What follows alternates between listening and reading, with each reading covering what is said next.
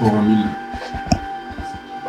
Je pense qu'en contact, on va aller bien. Le port, on va se trouver. Ce qu'il faut, c'est trouver un remorqueur. Et confirmer qu'on va remorquer le bateau, ce qui n'est pas encore sûr.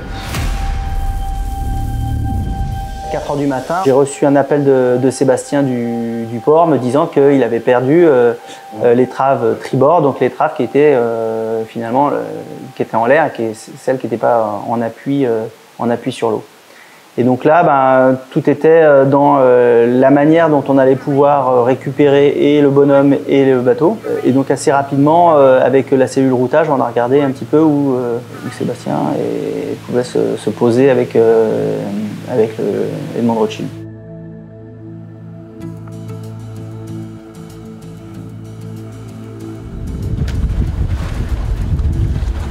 On est là pour constater un peu ce qui s'est passé et prendre quelques photos à envoyer à Lorient pour que notre bureau d'études puisse, avec l'équipe de Guillaume, imaginer des solutions, imaginer aussi dans quelles conditions ça a pu casser et pourquoi ça a pu casser. Le bureau d'études, nous, on dessine le bateau cassé, on regarde un peu qu'est-ce qu'il y a dans ces zones-là, qu'est-ce qui pourrait faire que ça ait cassé là. Bon, on tombe évidemment par chance sur rien d'évident comme ça. Donc là, on passe dans l'étape suivante qui est d'essayer d'analyser toutes les données du bord. Donc on a ce qu'on appelle une centrale inertielle, c'est comme un accéléromètre à bord, qui nous permet d'avoir les accélérations, les décélérations du bateau sur tous les axes. Donc entre ça, plus les données de la centrale de navigation, on essaye de reproduire numériquement le comportement du bateau au moment de la casse et on essaye de comprendre ce qui a pu se passer.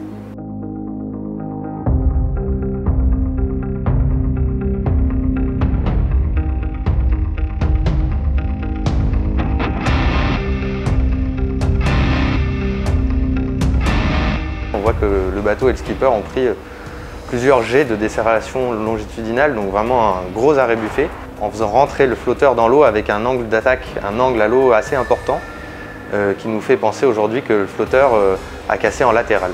La nouveauté de ces bateaux, c'est qu'ils vont à 44 nœuds, comme il était là, dans 4 mètres de houle. Et donc les bateaux peuvent paraître plus marins, parce que quand ils volent, je pense qu'à bord, on peut avoir un sentiment d'être plutôt en sécurité. En revanche, comme ils vont très vite, les coups d'arrêt buffet sont 3 ou 4 fois plus violents qu'avant et avec des angles un peu différents dus au vol de la plateforme. Donc ça, c'est des choses qui sont tout à fait nouvelles.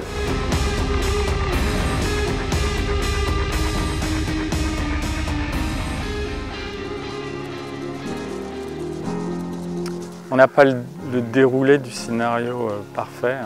Il n'y avait qu'une personne à bord, il n'a pas vu le flotteur se casser, donc on suppose que c'est parti vers l'extérieur. C'est déjà des informations de très grande richesse qu'on a trouvées. Ça, c'est un peu une chance d'avoir retrouvé le morceau d'étrave sur une plage en Cornouailles parce que, bon, évidemment, vu l'état du morceau, il était hors de question comme on aurait pu penser, juste s'en servir et de le recoller. Par contre, ça nous permet de comprendre ce qui s'est passé. Ça nous a permis de repréciser exactement où on avait cassé le flotteur, sur la longueur, nous orienter un peu plus sur le fait que ça ait cassé d'un sens ou d'un autre. Donc le fait de récupérer un morceau comme ça, c'est toujours très intéressant pour ajouter des conclusions et de la compréhension à nos analyses numériques. On est toujours inquiet quand on est architecte sur des bateaux comme ça, parce que c'est la première fois qu'on navigue à plus de 40 nœuds. Là, on était entre 42 et 44 nœuds dans 4,50 m de creux. Ça ne s'est jamais fait auparavant. Et il y a énormément à faire là en ce moment. On est dans un tournant très historique de la voile. Et c'est génial à plein d'égards qu'on puisse faire ce projet.